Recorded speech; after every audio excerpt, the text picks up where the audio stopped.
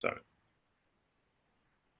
We are charting the higher octave with Liverpool's 80s post-punk pioneers, The Room. And joining me is one of the founders of the band, Dave Jackson. Hi, Dave. Hi. Are you are you in Liverpool at the moment? Yeah, I'm in Yeah, Liverpool. Yeah. still in Yeah. Liverpool, huh? Still Oh, in yeah, definitely. Liverpool. Yeah. Thank you for joining me. I'm probably the only the only member of the band who actually lives in Liverpool at the moment. Although Becky, our bass player, who also original member, lives in Ulverston, which is up north, and Clive, our drummer, lives in Devon, which is down south somewhere. But Wow. Becky's son, who plays keyboards, is studying at Liverpool Yeah. when he's around. Yeah, You guys are legends. So the band formed back in like 1979. yeah. And Well, we did our first gig in '79. Yeah, yeah. So 97. can you tell me a little bit about The Room? Why did you pick that name for the name of your project? I think originally at the time we just wanted a kind of simple and bleak sounding name. It was named after a short story by um, it shows how pretentious we were. Jean-Paul Sartre in a book Oh, called really? Oh, Intimacy. okay. Yeah, it was kind of about somebody who only lived in a room and was suffering from some kind of mental illness where they saw flying statues and stuff like that. It was, Well, yeah, yeah, I'm always intrigued with why some bands call their project that particular name, and I always want to know. yeah, Other people are probably curious too. Like yeah. there must be some background story to that. Mhm. So I know there was a time period when you guys weren't recording. So what were you doing at that time when I think it was Well, your really, what the original room, kind of ran from what 79 to 85, and then Becky and I had a band called Benny Profane, who mm-hmm. also kind of Oh, toured okay. and did stuff, and that was until 1990. We had After that we briefly had a band called Dust, and then one called Dead Cowboys, who put out a Right. few albums. Uh, and I did a solo album recorded with John Head out of the band Shack Uh-huh. and Pale Fountains under my Right. own name. Then I did another album with ex members of Benny Profane and Dead Cowboys under my own name.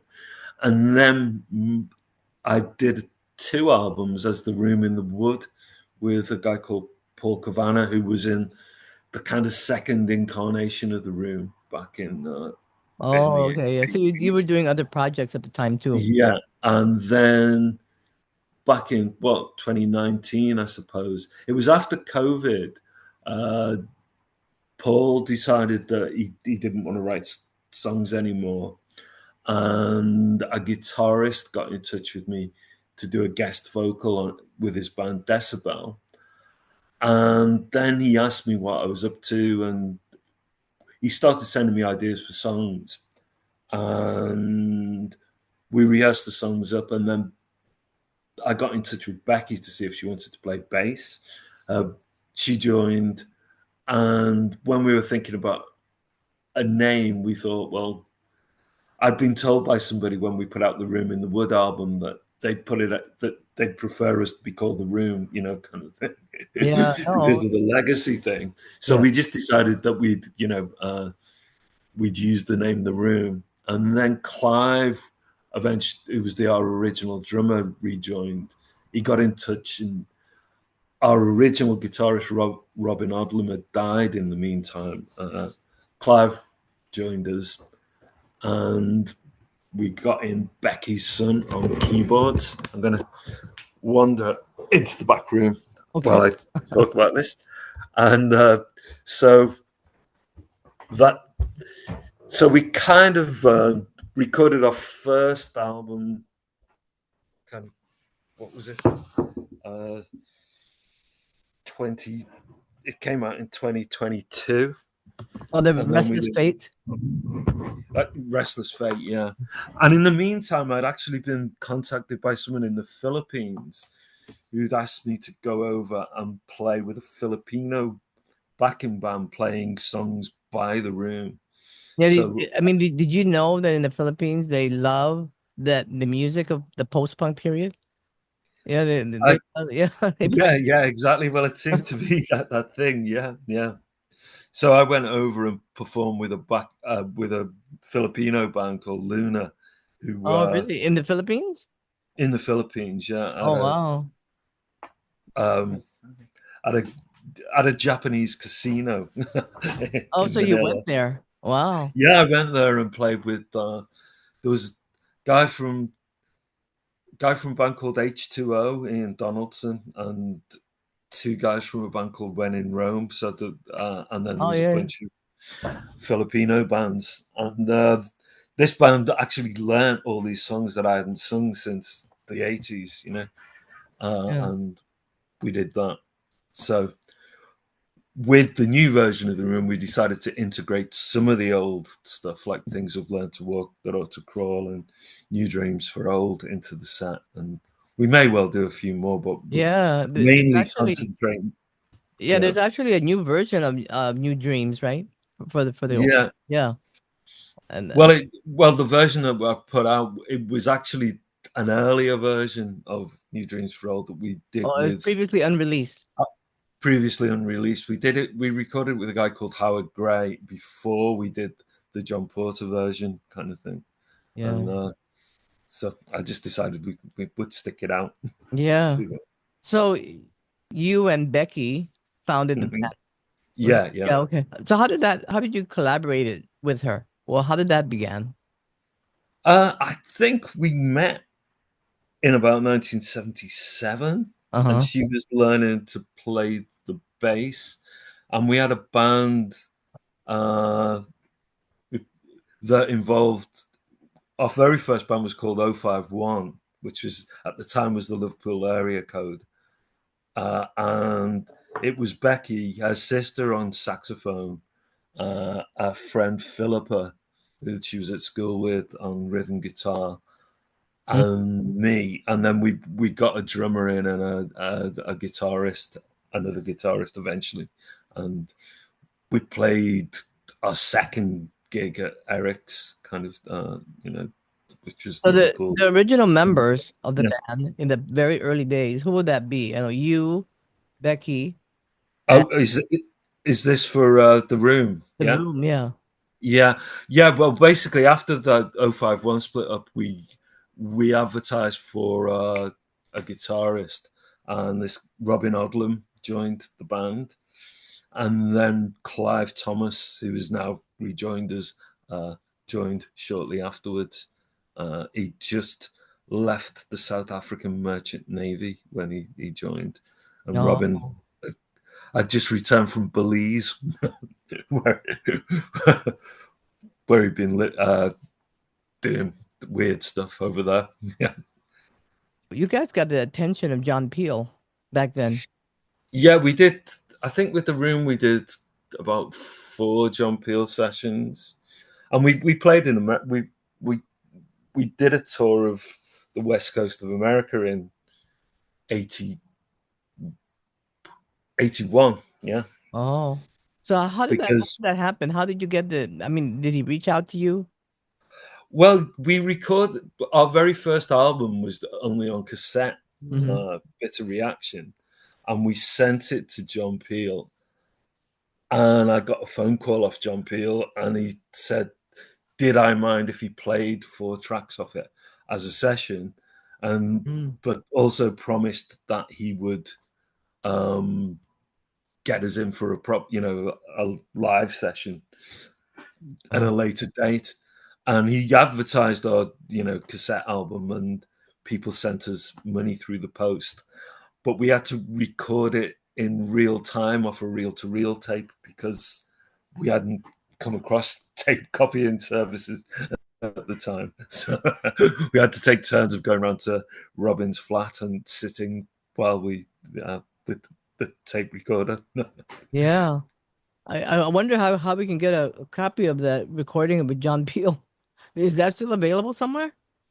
Well, the bitter reaction is on our is available on our Bandcamp site. The actual 10-track cassette album that's got the first 4 tracks on it, Oh. and I think that our last John Peel session came out on Strange Fruit as well as a uh, as an EP, I Mm-hmm. think. Mm-hmm. Um, I think you can see it. You can find it on YouTube. I Oh, think. Yeah. okay, okay. Yeah. So you guys reformed again in 2023 with Yeah. Restless Fate, and then Yeah. now you have a new album. It's called The Telling, and the video Yeah. came out of Nemesis. That's the single that was released. Yeah. Um, when was that released? Nemesis. About a month ago, but it Oh, a month. came out on the album in September, I think. Yeah. Oh, okay, okay.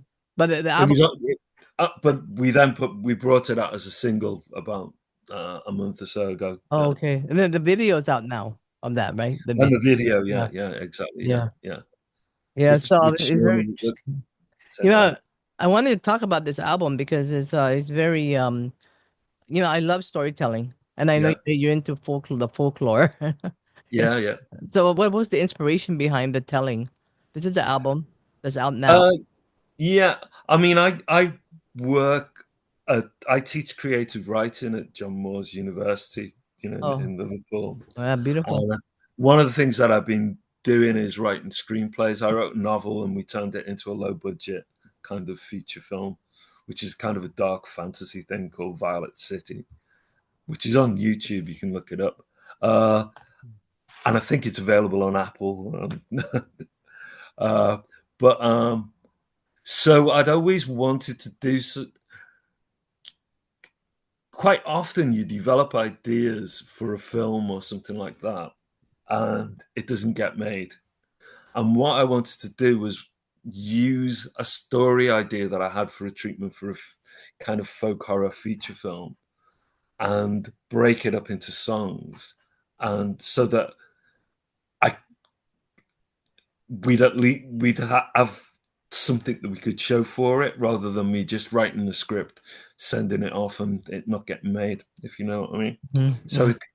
part of me had this idea that how about trying to use what I'd learned about kind of writing kind of film treatments and stuff, but using it in a kind of lyrical format. Yeah. Yeah, yeah, like this one. So how did this all come about? Well, why the telling? The album. Uh, why is it called a telling? Well, basically, it's about a storyteller who travels from village to village. I mean, I got the idea by visiting the in the Black Forest in Germany. Yeah. I went there on holiday once years ago, and I went to this cuckoo clock museum. And within the museum, they talked about how there were traveling cuckoo clock salesmen who would travel from village to village. And they also had this thing about these guys that would travel from village to village telling stories. And they'd even take kind of illustrations with them to kind of illustrate the stories that they tell, which were, kind of folk tales or whatever. So I had this idea of this traveling folk teller, and he basically turns up at this village and starts telling a story about shapeshifters and Grendel's kind of I love brother. that. And it turns out eventually that he's their son and he's turned up to take revenge on the people of the village, or the people in the village that were responsible for burning his mother as a witch. I Spoiler alert. love it. I mean, Yeah. the single itself called Nemesis is Yeah. she's the goddess of divine justice, right, and retribution. Yeah. And God knows we need Nemesis right now in the U.S. Oh yeah, definitely. Yeah. But I just love how you picked this particular song as a single that came out. Mhm. The theme of this entire album, I noticed you have the eighth track is called Our Goal. There's also I don't know if that's the same thing as Our Goal.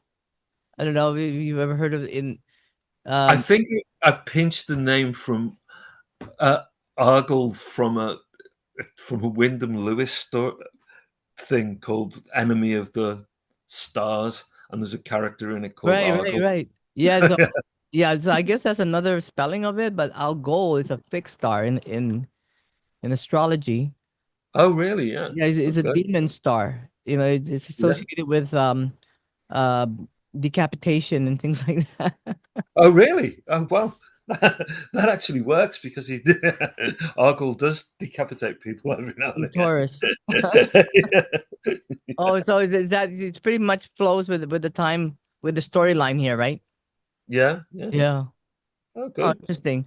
I didn't even know there was another spelling for that word. I was like, wonder what it sounds like. I'll go. So I had to look Mhm. it up. And sure enough, it looked like it was the same thing. I had to confirm with you. But Yeah. yeah, and then the video of this is not a real person, right? The Nemesis video. There's I guess Mhm. character. It's kind of scary character.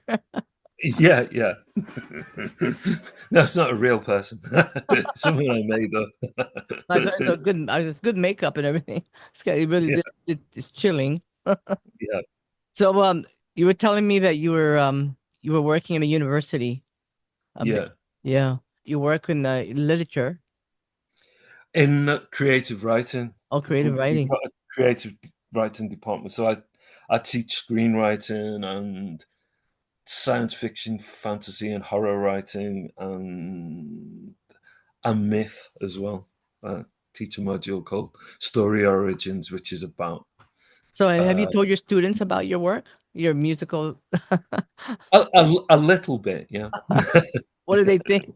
They must like it. They must be connected to Some it. of them, yeah, yeah, yeah. It seems to kind of work. Okay, yeah, Tell me a little bit about who are the musicians in this particular album because I know there's I believe it was Clive Thomas. He's back, right? On this one. yeah.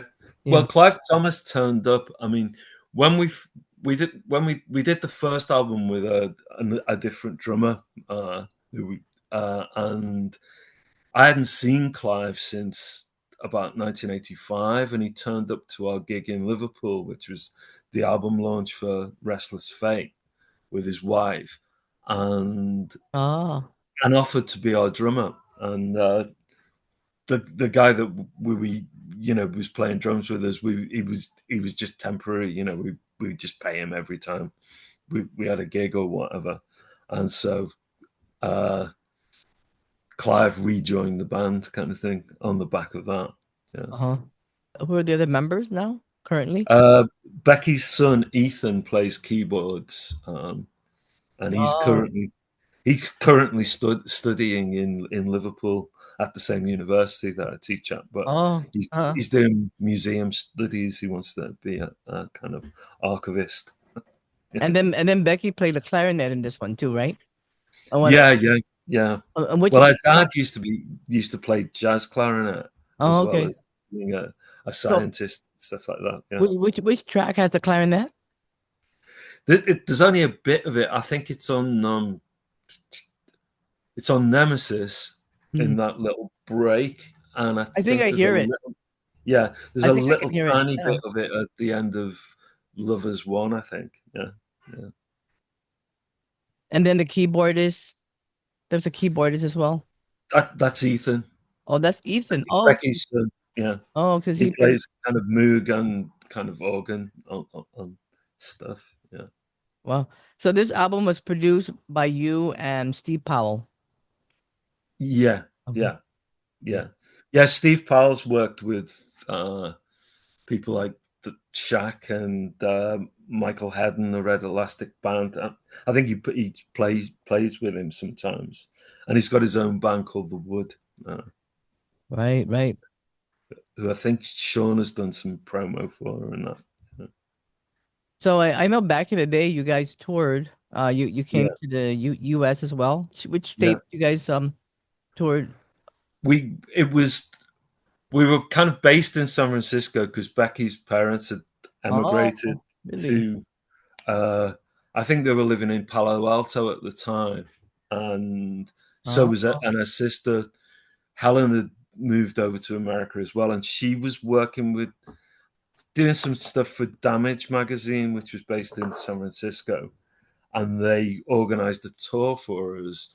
So we played a couple of gigs in San Francisco. We played at the Mabuhay Gardens at a party or whatever, and we played with the Fall at a place called the American Indian Center. And then we oh, did 4 gigs in LA, and I think we played in Sacramento, and then we traveled up to Vancouver and played a couple of gigs there, and then up to oh, Seattle on the way. Yeah, we did a few gigs in Seattle and then went up to Vancouver in Canada and played some nights at a place called Gary Taylor's Rock Room. And yeah. Wow. we took this guy, Eric Drew Feldman, who's kind of was in Captain Beefheart's band, came was at our gig in San Francisco, and he offered to find us somewhere to stay in Canada and travel with us and played with us on his Casio keyboard at Gary Taylor's Rock Room. Oh, yeah. And I know you guys toured and performed with the birthday party.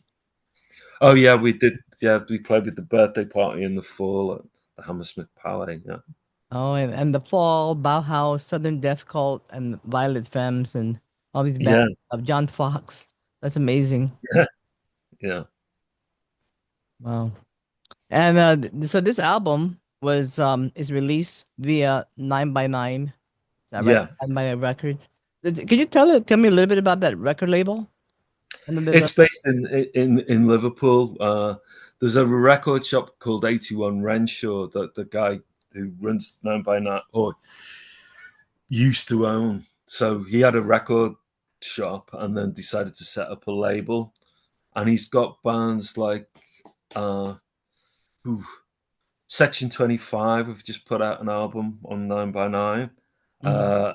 And the Revolutionary Army of the Infant Jesus, a Liverpool-based band, and a band called DSM-4, I think. Uh, so yeah, he's putting out quite a few records, and he because the stuff that I did with The Room in the Wood came out on a German label called A Turntable Friend, and Mm. his record shop stocked our stuff. And then when that label folded, we decided to kind of go with 9 by 9 Yeah. and put records out with them. So this record is called The Telling. It's out now on 9 by 9 Records, and if people wanna Yeah, look for it, they can find it on your Bandcamp page, right? yeah, Okay. yeah, And then of course the website for the 9 by 9 Records is also on there, which is yeah. 9records.co.uk. And then your Bandcamp page, search for The Room. What Mhm. is it called? The Room in the Wood? Uh, yeah, I think that the pages. I've got kind of 2 pages that are interlinked, if you know what I Oh, mean. okay. I'll put a So, link then. I'll put yeah, okay, a yeah. link. So is there anything coming up for The Room? We're going to we're playing this weekend in Birkenhead at a kind of cancer charity gig. Then we're going to Estonia to play in Oh wow, Tallinn and Tony. Tartu with a band with a Estonian band who are on the same label who are on 9 by 9. Uh, we they played with us over here last November, I think. Yeah, and they've invited us over to play with them. And then we've got gig at Preston with a band called Trooper Trooper, a Polish band who Super apparently Trooper. Iggy Pop really likes. Super. And then we're playing at the Preston Pop Fest with the Nightingales and lots of indie bands from that period, the Wolf Hounds and James King and the Lone Wolves and uh, a whole bunch of other people. Wow. And we've just started writing a new album, which is Oh. kind of going to be about. It's kind of slightly dystopian, but that it's 3-minute pop songs about the state of the world and some Oh, science fiction stuff. It's going to be called Doom Pop. Doom Pop. Yeah. Sounds really no, I can't wait to hear that. I would love to hear that. Yeah. We've got songs like Drill Baby Drill and Oh my gosh. Well, just the title of this single Nemesis, it just shows exactly what's going on. And that's a good description of the world right now, honestly. yeah, yeah, Nemesis. definitely. Yeah. Yeah. Well, I'm looking forward. When are you planning on the release of that new album? We're gonna put out a single off it fairly soon, probably just digitally. It's called Continent of Lies, which has the lyric Lord Arse playing golf, pig who would be king. Yeah. Yeah. Well, I'm looking forward to that. Maybe we can come back on the show and talk about that. Yeah, that would be good. Yeah. Yeah. Well, Well, I'll send you a link actually to the uh, Continent of Lies. Yeah. okay. Yeah, yeah. Give it a look. Continent of Light. That's the name of the album. That's the. Is that for sure? That's the single that we're going to stick out fairly soon, and I think it'll be on the album when we've kind of recorded all the other songs Yeah. that we're working on. Well, big shout out to Shameless Promotion PR, and Yeah, definitely. Yeah, I'm yeah. looking Thanks forward for to joining. good stuff. I love music that has like a in-depth um what do you call it? The research and everything done to the music. Yeah. Yeah, it comes with a lot of research, which is great. Yeah. Okay. But Thanks. thank you for joining me, Dave Jackson of The Room. And the Yeah. album is out now. You can find it at 9 by 9 Records. And the single is called Nemesis. That's a really good single, by the way. And then Okay. Thanks. and it really does tell a story. If you look at the names of the tracks as it goes to the last 11th track, right? Mhm. Let's tell a story. And you're the songwriter as well.